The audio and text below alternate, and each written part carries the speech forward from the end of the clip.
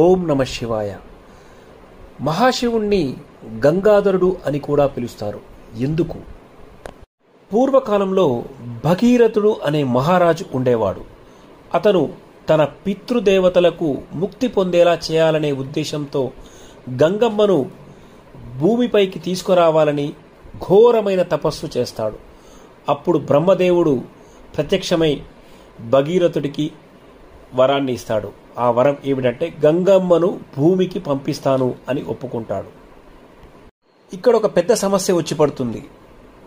ఆ సమస్య ఏమిటంటే గంగమ్మ పరలోకం నుంచి భూమిపైకి పడ్డప్పుడు ఆ బలమైనటువంటి ప్రవాహాన్ని తట్టుకునే శక్తి భూమికి ఉండదు. భూమి నాశనం అయ్యే అవకాశాలు ఉన్నాయని భగీరథుడు ఈ యొక్క విషయాన్ని గ్రహించి మహాశివుణ్ణి ప్రార్థిస్తాడు. అప్పుడు మహాశివుడితో ఇలా అంటాడు, ప్రభు, మీ యొక్క జటలో గంగను ఆపి నెమ్మదిగా భూమిపైకి విడుదల చేయాలని ప్రార్థిస్తాడు.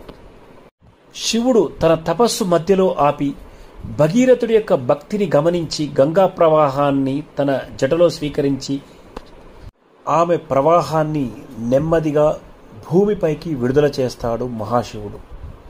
అందుకే ఆ పరమేశ్వరుడు గంగాధరుడుగా పిలువబడ్డారు.